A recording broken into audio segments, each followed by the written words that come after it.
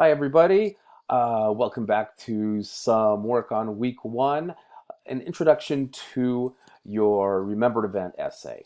Now, I've already received some questions about it. Week one, we're just getting our feet a little bit wet, making sure we understand how Canvas works. First of all, I want to say I really love all the participation that you've put into the discussion section, talking about yourselves and you're making connections and stuff like that. You guys are killing me. You're really funny. So keep up the good work. If you could keep me amused, that's always a good thing. Um, but don't lie. Don't BS me. Um, I'm looking at week one here. We're on student view here. I want to talk a little bit about the essay. It's called Remembered Event. And if you jump on this, it'll give you the prompt right here.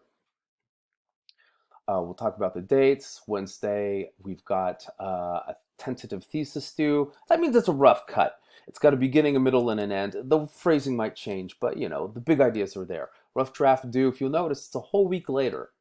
And then finally, final draft due a week after that, Wednesday, the 7th of September. So the purpose is you're going to write an essay that tells a story of you, preferably you, or a family member first coming to the U.S. or first experiencing U.S. culture as a visitor or as somebody who's newly arrived or immigrated. What was the journey like? Now, journey here can mean lots of things. It can mean the physical journey, but also the mental and emotional and social aspects of the journey too. So it's really open-ended in a way. And I'm going to talk a little bit about that structure too. What was the biggest adaptation or change that you or your family member had to make? I'm going to ask you to think about these things in your remembered event essay. For a story to be a story we're telling, there's going to be some emotion in it somewhere, especially in a story like this. Disappointment, embarrassment, but also happiness, frustration, etc. You know, there might be somebody witnessing a fight or witnessing or fighting against injustice. There could be somebody that was misjudged or deceived, and there may be challenges to adapting to a new environment and culture. And on the flip side of that too is that there are going to be joys and unexpected pleasures and things that go really well. You can talk about those too.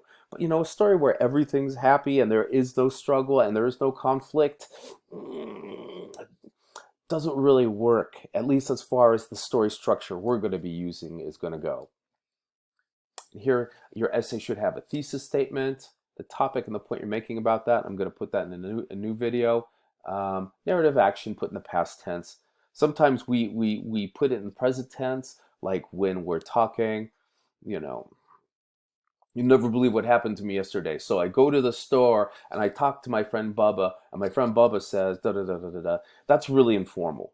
So we want to make sure, since it happened in the past, we use the past tense. So I went to the store and I talked to my friend Bubba, and Bubba, I don't know, high-fived me and showed me his new waifu or whatever. We're also going to talk about narrative elements: introduction, conflict, denouement. Denouement is my fancy pants word. If you don't want to use it, you don't care about the English major word, you can use resolution. It shows what you've learned about yourself, others, humans in general, or nature, the natural world, the universe even, if you want to be really trippy about it. Um, and every story that's got a struggle's got a learning moment. Doesn't mean it's always a happy learning moment, but there is a learning moment. And then there are going to be descriptive strategies. And I should really pull this one back out because this is a whole new list right here. Naming, which is nouns, detailing, comparing, dialoguing, and also no informal use of the you. I got to work on my bullet points here. I'm not going to go in and edit in front of you. I know your time is way too valuable for that. So what are the requirements for this essay? I do want you to have it looked at by a Chaffey Writing Center tutor, live or online. You could also use Smart Thinking. There's also Star California. Those are also tutoring options for you. If you want to also go to our pal Maritza, she totally counts too. But you got to remember, she's only got so much time she can devote to this class too. And you don't want to hog her up too much.